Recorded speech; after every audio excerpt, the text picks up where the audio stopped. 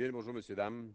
Il y a toujours quelque chose d'un peu particulier de faire des activités dans le contexte d'une campagne électorale, dans des organismes communautaires, des groupes communautaires de première ligne, comme ici, qui sont en contact quotidien avec ce qu'il y a de plus triste, troublant, souvent, dans nos sociétés. Et il faut, je pense, d'une part, résister à l'appel électoral, au fait qu'on est dans une campagne à laquelle il reste quelques jours seulement, puis en même temps, on n'a pas le droit de contourner certains enjeux qui sont importants. Notoirement, l'économie du Québec se porte bien. Dans les régions du Québec, c'est parfois très évident. Et le Québec, en général, a un problème de pénurie de main-d'œuvre qui nous fait oublier que lorsqu'un train de prospérité a quitté la gare au Québec, il y a des gens qui sont restés sur le quai. Il y a des gens qui n'ont pas réussi à profiter de ça. Et parce qu'on les oublie dans un contexte d'apparente prospérité, ben, la douleur et la détresse peuvent n'en être que pire. Ça commande, je pense, une sensibilité particulière. Mais on ne se dédouanera pas de l'obligation d'envisager les moyens. Alors, je me permets de rappeler que le 9 octobre, l'Assemblée nationale du Québec a adopté une motion unanime qui soulignait la juridiction exclusive de l'État québécois en matière de logement social et qui demandait que si tant est que le fédéral a une volonté de mettre de l'argent dans le secteur du logement social, que cet argent-là transite par le gouvernement du Québec. Et ce n'est pas que politique et que ce n'est pas qu'un enjeu de juridiction. La gestion des doublons entre deux gouvernements, deux programmes, l'efficacité des programmes qui, effectivement, ne sont pas nécessairement arrimés ou cohérents, les coûts, chaque dollar qui est perdu dans l'appareil n'est pas un dollar qui va être mis au service des gens qui en ont réellement besoin. Alors, dans la mesure où c'est une compétence exclusive du Québec et que l'argent d'Ottawa arrive comme étant quand même une forme d'ingérence, mais la demande unanime de l'Assemblée nationale qui a été faite à l'initiative de Mme Yvon doit être entendue. Parce que c'est tous les partis, forcément, de l'Assemblée nationale du Québec. Je rappelle aussi que le directeur du budget, directeur parlementaire du budget, M. Giroux, avait dit que la politique déployée ou envisagée par l'actuel gouvernement allait s'avérer vraisemblablement insuffisante, n'allait pas assurer le maintien du niveau de service actuellement offert aux gens qui en ont besoin. Or, au Québec, c'est près de 460 000 ménages locataires qui consacrent encore plus de 30 de leurs revenus au logement. Et c'est considéré comme la norme, au-delà de laquelle on n'est pas supposé aller. 460 000 ménages, je vous laisse imaginer, c'est combien de gens? C'est énorme, c'est un terrible pourcentage de la population du Québec. Et nous, on demande que l'État canadien mette 1 de son budget dans le logement social parce que c'est un fondement, c'est une responsabilité collective. On demande aussi qu'on ne tombe pas de nouveau dans cette espèce de mauvais pli fédéral selon lequel on reçoit l'argent des taxes et des impôts des Canadiens, des Canadiennes, des Québécois et des Québécoises. Et avant de retourner à Québec, l'argent d'une juridiction de Québec, on lui accole des conditions d'Ottawa. C'est votre argent, je vais vous redonner votre argent, mais à la condition que vous respectiez mes conditions à moi dans un domaine qui n'est pas de ma juridiction. Vieille pratique déplorable qui, encore une fois, vient avec des coûts, vient avec des délais, vient avec une complexité administrative pour des organisations qui ne sont pas capables de traiter, d'absorber cette lourdeur supplémentaire. Et ultimement, et c'est vraiment à ça qu'il faut s'arrêter, ultimement, cette demande de 1 qui transiterait vers Québec, ça nous oblige à nous recentrer sur les véritables et les nécessaires bénéficiaires de cette intervention-là, qui est les gens qui sont les plus démunis, les gens qui vivent avec le plus de détresse, les gens avec lesquels personne ici voudrait échanger son quotidien. Et ça, c'est un devoir collectif absolument incontournable. Alors, la demande, elle est fort simple. On va continuer à en faire jusqu'à la fin de la campagne parce que c'est le fondement d'une campagne.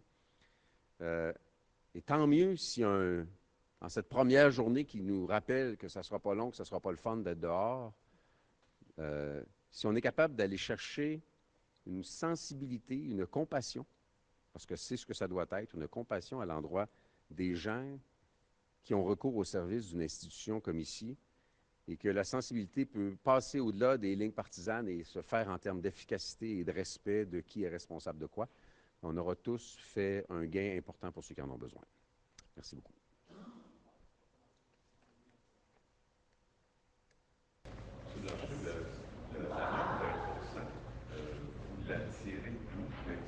De notre programme, en fait, il y a souvent des secteurs d'activité pour lesquels on met un espace. Actuellement, parce que là, c'est quand même 3 milliards.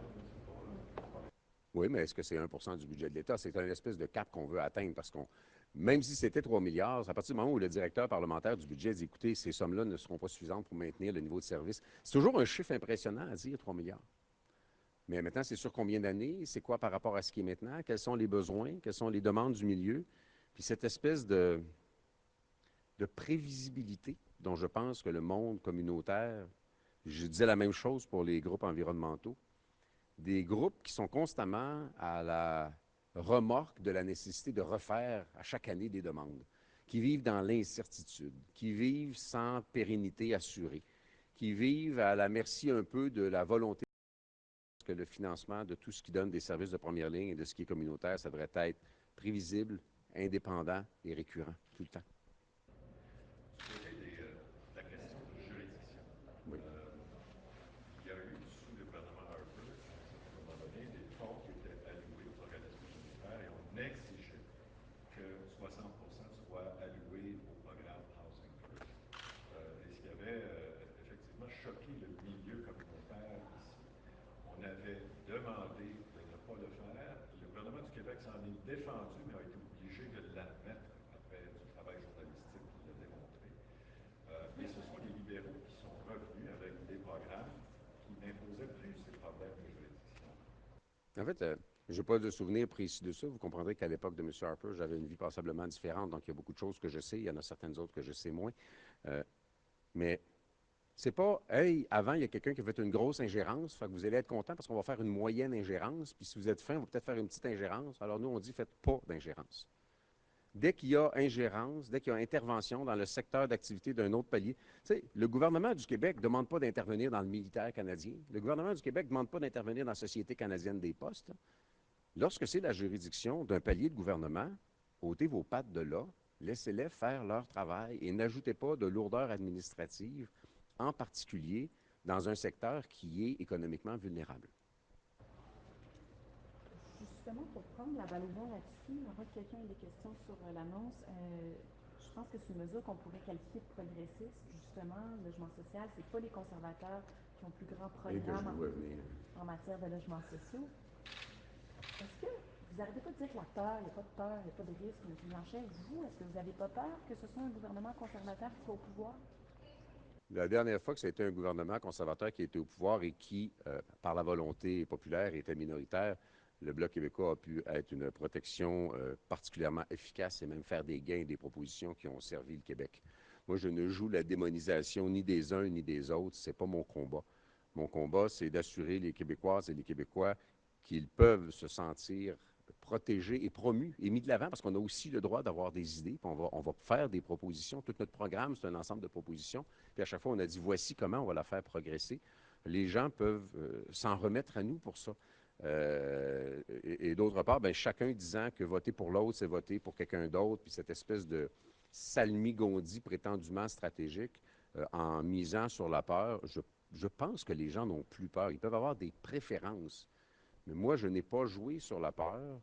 Tu sais, il y a ceux qui essaient de faire peur, puis il y a ceux qui essaient de faire en sorte que la peur ne soit pas un argument. Et je crois que dans l'élection, cette fois-ci, la peur n'est plus un argument.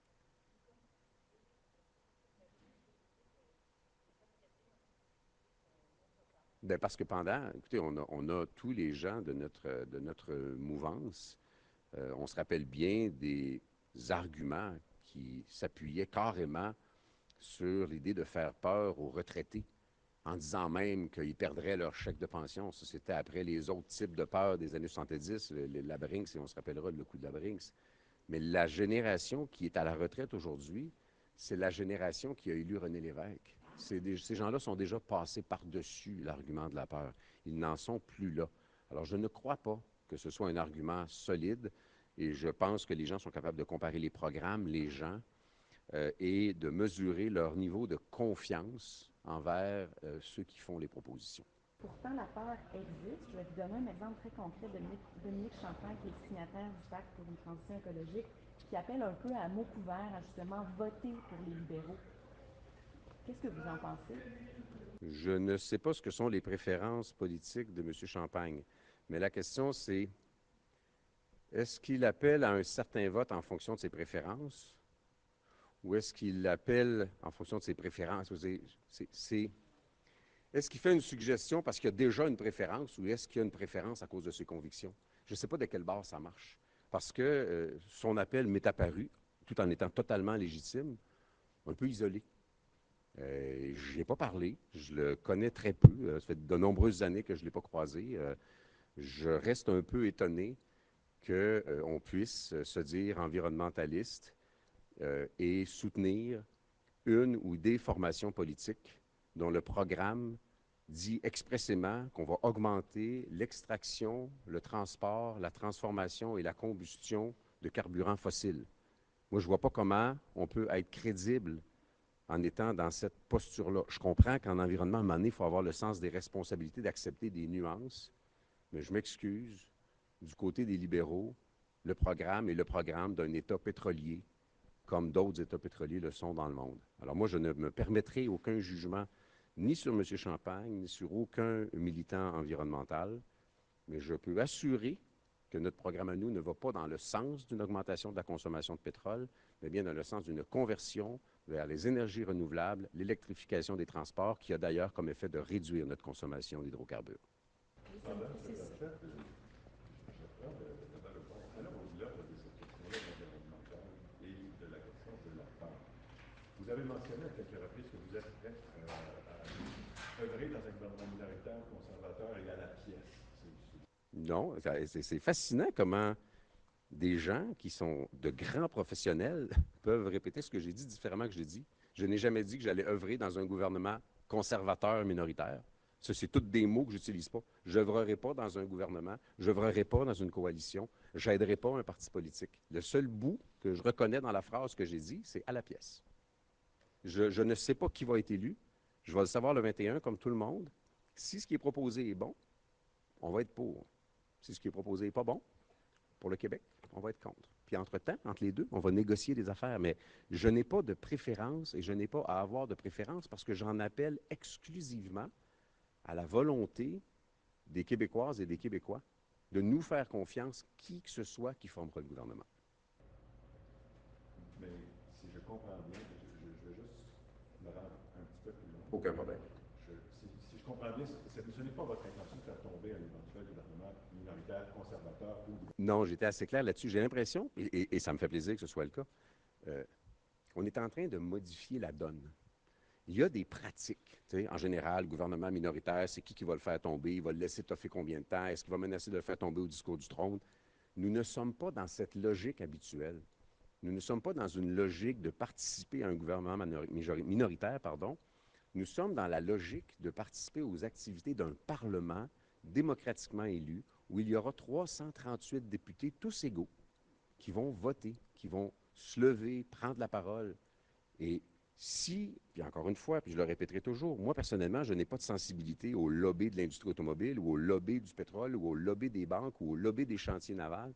J'ai une sensibilité à ce que les Québécois veulent ou ont besoin ou ce qui est bon pour eux ou pas. C'est le seul critère qui va guider notre approche. C'est est-ce que c'est bon pour le Québec? Est-ce que c'est mauvais pour le Québec? Et il y a quelques cas, bien sûr, où on sait d'emblée, et notre programme est assez clair, qu'on est très, très, très prévisible sur ce qu'on va faire. Tu sais, la taxe carbone ou l'oléoduc, on l'a mentionné comme exemple à plusieurs reprises, il n'y aura pas de compromis. La gestion de l'offre, il n'y aura pas de compromis. Le traitement des aînés, il n'y aura pas de compromis. Ils le savent. S'ils veulent exister comme gouvernement, ils savent très bien que nous, on va mettre une ligne et elle est là. Et je suis très confiant que, parce qu'ils le savent, ils vont en tenir compte en partant. Le Bloc québécois a historiquement fait des gains significatifs avec une approche de clarté et de protection et de promotion des intérêts du Québec. Je ne suis pas responsable de ça. Notre volonté, elle est très claire à l'effet qu'il faudrait que ça dure 4 ans. Maintenant, être au gouvernement, ça vient avec une responsabilité. C'est pas vrai que quelqu'un peut être élu dans un gouvernement minoritaire puis dire « Ah, si je tombe, c'est de la faute des méchants. » Non. Tu es élu comme gouvernement, tu as le devoir d'aller chercher un consensus et une majorité de vote dans un Parlement. C'est ton devoir comme premier ministre ou comme première ministre d'aller chercher ça. Moi, j'ai vécu le moment où le gouvernement de Mme Marois, puis j'en étais de cette décision-là, on était jeunes et fringants. On s'est dit, on y va en élection.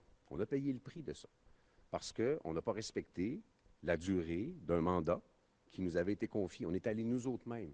Et je pense que de nos jours, je ne le sais pas, je n'ai pas de sondage, mais mon impression est que les citoyens s'attendent à ce que le Parlement fonctionne pendant la durée prescrite et à ce que le parti qui aura le plus grand nombre de sièges soit responsable de faire fonctionner le Parlement et le gouvernement avec les compromis que ça existe. Quelqu'un qui n'a pas eu de mandat majoritaire ne peut pas se comporter comme s'il avait eu un mandat majoritaire. Juste pour revenir sur la position de M. Champagne, il y a une lettre qui circule, qui semble avoir été envoyée aux signataires du pacte qui dit essentiellement de faire un vote éclairé pour l'environnement pour le parti qui a le plus de chances de vaincre le Parti conservateur. Comment vous l'interprétez? Je l'interprète comme quelqu'un qui a signé le pacte.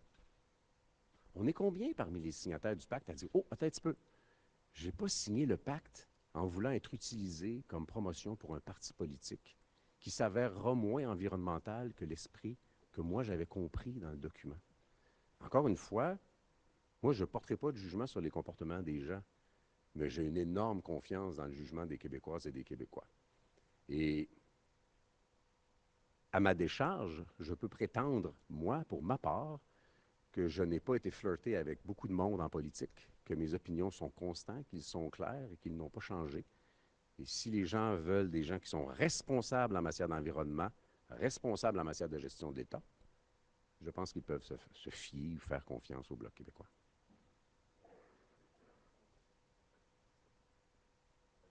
Il y en a beaucoup de propos, fait que vous me les disiez. Très précis, là où est-ce qu'il a tenté de se positionner comme étant le véritable progressiste, disant que M. Trudeau ne l'est pas parce qu'il dit qu'il l'est et qu'il le fait autrement. Et dans le cas du Bloc, sa justification pour dire que vous n'êtes pas progressiste était reliée aux propos des candidats que vous avez dû ramener à l'ordre. Qu'est-ce que vous en comprenez de cette interprétation-là du progressisme? Je ne cherche même pas à le comprendre. Dans les derniers jours, il y a une espèce de mélange entre des attaques plus ou moins insidieuses et de foisonnantes déclarations d'amour à l'endroit du Québec. Et j'ai failli être ému moi-même, comme Québécois. Je me suis dit, quand même, je pense qu'ils nous trouvent cute. La vérité, c'est que c'est très, très peu. C'est que c'est très, très tard. Et le simple mot progressiste, même dire les progressistes, c'est nous, ce n'est la preuve de rien. Alors là, on a une espèce de cascade de slogans qui se multiplient, qui nous font penser à 1 million de personnes près au Love-In de 1995. Et on est les seuls à encore faire des propositions chaque jour, avec d'ailleurs un petit peu de misère à les faire passer. Pourquoi? Parce que justement, l'anecdotique mange l'essence de la campagne électorale, qui devrait encore être une campagne électorale d'idées et de propositions. Et dans les derniers jours, on a continué et on a eu très, très peu de réactions à nos propositions parce qu'il y a comme une pensée qui est davantage une pensée de stratégie qu'une pensée d'idées, de convictions et de propositions qui anime cette fin de campagne, ce qui, à mon avis, est déplorable. Je continue à faire des propositions. M. Blanchet, à tous en anglais, peut-être? Canadian Press? OK. Oui, ça peut tout à fait, si possible. Juste parlant de M. Trudeau et de ses déclarations d'amour, ou en tout cas de celle de M. Scheer, M. Trudeau fait campagne dans la Couronne Nord aujourd'hui. Est-ce que vous le preniez comme une fleur? Est-ce que ça vous dérange? Ça ne me dérange pas du tout. Plus les chefs de partis fédéralistes se promènent au Québec, plus ils reconnaissent que le Québec est fondamental dans la présente élection et plus ils donnent du poids à ce que sera le choix des Québécoises et des Québécois. Alors moi, je les accueille sans problème. Je suis content qu'ils viennent ici. J'ai l'impression qu'ils ajoutent des jours au Québec tous les jours. Tant mieux. C'est ça la démocratie. J'espère que les gens de l'Ouest canadien ne s'ennuient pas trop.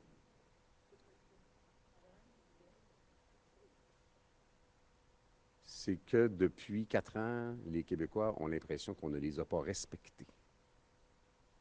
Ce sont les accessoires d'une politique nationale pan-canadienne où on les a mis un peu de côté comme étant justement accessoires. Et là, soudainement, on réalise qu'en particulier depuis 1 an, les Québécoises et les Québécois disent « Je ne suis l'instrument de personne et j'en ai ras le proverbial pompon de me considérer comme acquis. » Et là, soudainement, on développe le respect pour les Québécois parce que soudainement, on a peur des Québécois. Le véritable respect est fondé sur un sentiment sincère et non pas sur une peur de fin de campagne. Juste reprendre la balle sur la question de Pierre. La question de fond, c'est est-ce que vous êtes un parti progressiste ou pas? C'est ça que M. Singh dit.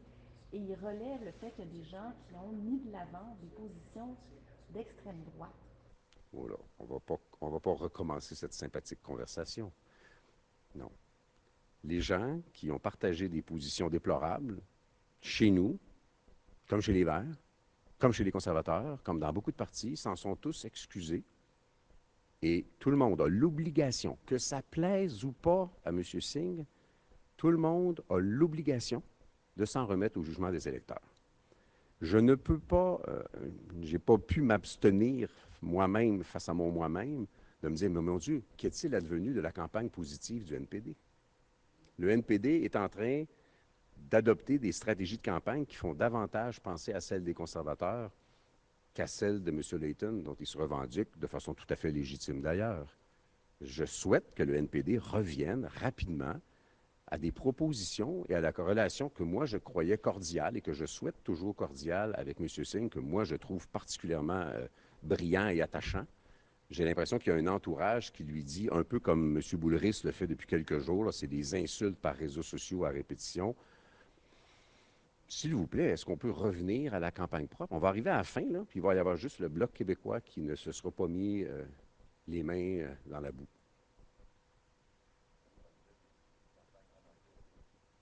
Nasty. Nasty. C'est encore pire. J'en ai pas fait d'autres avant. Ouais. Oui. On se croirait aux États-Unis.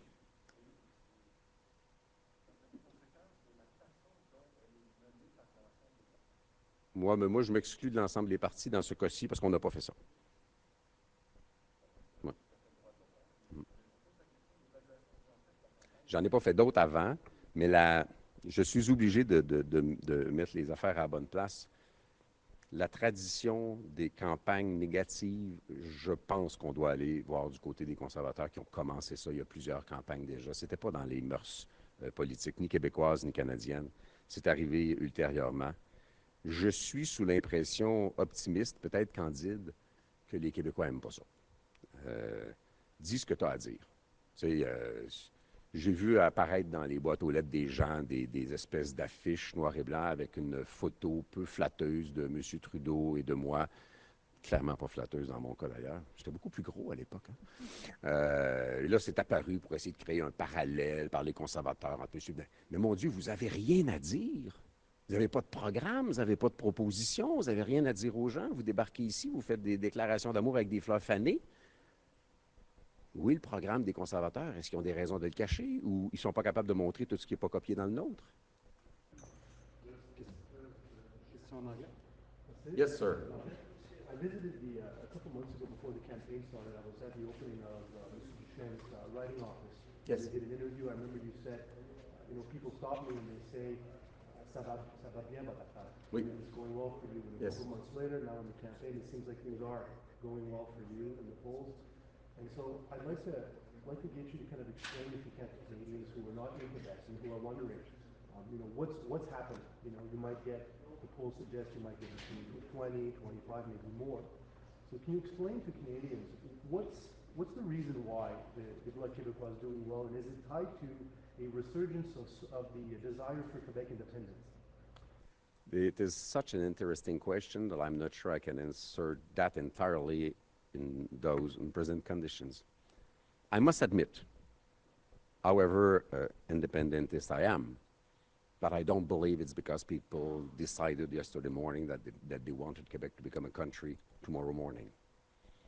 And I think we haven't promoted this idea the right way in the last few years. But I do believe that there's an increase in the feeling of the Quebecers that they are a nation, that they are entitled to it, that they do not have to ask permission to be a nation, to be proud of their language, their values, their territory, their traditions, their history, the way they welcome people that choose to live and be in Quebec. And I believe that if it were not of Canadian politics, the people of Canada would understand the people of Quebec much better. And I would love, after this election, to do like Gilles Duceppe did a few years ago and to tour Canada, just to remind Canadians of who we are, how we are somewhat different, where we are the same. Sometimes we do share a lot of values, and just build a better understanding between those two important nations and peaceful nations. And a campaign might not be the best moment to do that, even if some English people and even some English Canadians told me that they would like to have a party like the Bloc Québécois in their respective provinces. So we should have this discussion in a much longer version afterwards, and I would like to have that with Canadians. But I believe that's because the Quebec nation has decided to be proud and to demand respect. So would you say that, I mean, from what I've seen, your campaign has not really talked about sovereignty that much in Quebec independence. Maybe you would disagree, but from what I've seen, you haven't. Would you say that that has helped you? The fact that you're kind of focusing more on nationalism, on pride, on competencies, jurisdiction, and not sovereignty, and you're more to the side, less on the Parti Québécois and more on the CAQ. Is that why? I'll try to make that short.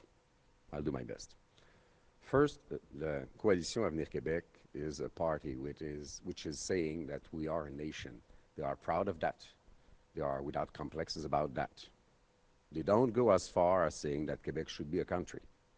This is where our agreement seems to end for the time being. However, we have not been attached to what the Coalition Avenir Québec says. We are also a party which is promoting a progressive vision of nationalism in Quebec. And because we share this idea that Quebec is a nation and is entitled to all that comes with it, we do agree on many issues. So that's one part of the answer. The other part of the answer is that I believe that in the last few years, those who believe that Quebec should be a country became less and less patient and came to the point where they said to the people, we are right and you have to believe that we are right. And that might not be the way to do it. We should be listening more. We should be feeding our idea on what the people feel, wants, expects, the way the young people see it, what they would say. The question is, if Quebec was to be a country, what would you want it to be?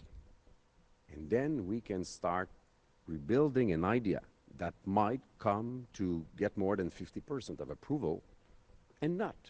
But our responsibility is to keep the idea alive, and when the people of Quebec are ready, then we will come back with something. But it's theirs. It's not a country that we will impose on them. It's a country that they will perhaps eventually want at a moment of their own choosing. Juste une autre question sur M. Jacques Pujemont. Je sais pas si je prononce son Oui, nom correctement. Carlos Puigdemont. C'est ça. Radio-Canada a dit qu'il menace de poursuivre le Canada. So could you talk a little bit about, if you can comment on that potential lawsuit, and what do you think the Canadian government is doing? Are they dragging their feet? Are they purposefully The Canadian government is entirely incoherent on that issue. When comes the moment to look good on the world stage, Mr. Trudeau is always there. But when the Spanish government represses in violence and puts in jail elected persons, which only crime is to have organized a referendum, like René Lévesque did, like Jacques Parizeau did, like Lucien Bouchard did, then the Canadian government becomes this little mice down the wall, trying to be forgotten. But then, a few days later, the same prime minister doesn't seem to bother if a former president of the United States, probably the most relevant for many years, is a friend and says, you should support my friend Justin. So, if it's to protect human rights in Spain, Justin Trudeau is against infringement in the jurisdiction of Spain.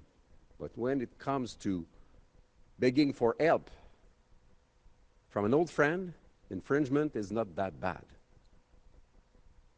When comes this point where Mr. Puigdemont says, I have had enough, and I know Stéphane Linfield very well, Mr. Trudeau's got the hell of a problem because Stéphane will do the fight. There are some rights which have to be respected, and there is no reason for the Canadian government not to allow Mr. Puigdemont to come in Canada. Quand le gouvernement canadien se fait demander d'avoir un peu de dignité et de se porter à la défense d'élus catalans, jetés en prison pour des périodes allant aller de 9 à 13 ans, il dit qu'il ne veut pas s'ingérer dans les affaires intérieures de l'Espagne. Et il fait rien. Le grand héros international, M. Trudeau, se fait tout petit. Par contre, ça ne le dérange pas qu'un ancien président des États-Unis, que moi-même j'admire profondément, mais que je ne connais pas, peut-être que les choses seraient différentes. Je ne suis pas sûr qu'il a le temps de venir prendre un café avec moi cette semaine. Mais de demander une intervention dans la politique intérieure canadienne d'un ancien président des États-Unis qui est son ami, ça ne le dérange pas pantoute. Moi, encore une fois, je suis ouvert à toutes les espèces de stratégies, mais vous me permettrez au moins de souligner l'incohérence. Et, ma foi, j'ai l'impression qu'il a envoyé une bouée de détresse à l'ami. Ça devait faire SOS, SOS, peux-tu venir me donner un coup de main? Ça ne se passe pas bien chez nous. Je ne sais pas comment les Québécois réagiront à ça. Ça leur appartient, ça ne m'appartient pas. Puis encore une fois, je suis aussi un admirateur désintéressé de M. Obama pour ce qu'il a fait d'extraordinaire pour les États-Unis. Puis dans mon cas, c'est une admiration désintéressée parce que le plus proche que j'ai été de M. Obama, c'est de rencontrer sa conseillère en environnement en 2013 et je n'ai pas été plus proche que ça de lui. Est-ce que c'est votre point de vue que l'intervention du gouvernement canadien dans ce qui se passe dans d'autres pays est faite à la pièce? Ah, clairement. C'est une espèce de... Mon Dieu, le sépulcre est passablement blanchi. Pas un mot sur les enjeux qui pourraient être délicats pour la diplomatie internationale. Écoutez, voulez-vous qu'on parle d'Arabie Saoudite? C'est une horreur, l'Arabie Saoudite. Un régime sexiste, répressif, qui achète des armes à coups de milliards, des chars à coups de milliards du Canada, qui sont utilisés contre des populations civiles pour qui on est censé être super content lorsqu'ils ont le droit pour les femmes de conduire un automobile, comme si c'était la grande révolution féministe d'avoir le droit de conduire un automobile. Et au moment où Raif Badawi est encore en prison en Arabie Saoudite, le gouvernement canadien a des relations diplomatiques avec l'Arabie Saoudite. Le gouvernement canadien n'ose pas intervenir en Espagne, mais sur d'autres scènes, soudainement, on veut faire bonne figure. Après tout, on a arrêté la Chief Financial Officer de Huawei à Vancouver pour accommoder les Américains. Il y a une espèce d'incohérence, en plus de négociations internationales en général mal ficelées, qui font que c'est un peu étrange. Il y a pas de... Tu sais, la diplomatie, c'est une affaire de respect et de crédibilité. Et dans ce cas-ci, la crédibilité de l'acteur est sérieusement mise à mal. Et ceux qui en paient le prix, c'est 9 élus catalans en prison. This can be very short. You've insert it in French. If the minority governing situation, what aspect of the conservative platform would you be willing to support? And Actually, I expect the Conservatives to support some aspects of our platform. I believe that the idea of a single tax return does not come from the Conservatives. It comes from Yves Séguin in 2004, and no, the fiscal, and then it comes from ADQ, the party of Mario Dumont, and then it was adopted by the Parti québécois. And eventually, even if he was there for 10 years, Mr. Harper did nothing about that. I'm very happy that the Conservatives seems to believe today that it would be such a great idea. Then they will support the law that we will propose, saying that the government is to change its own law, authorizing Quebec government to perceive taxes for Canada, that they will start negotiations with Quebec within 3 months, and that they will entitle Quebec to have direct relations with international organizations about fiscal evasion. I do not know what's the word. Merci beaucoup.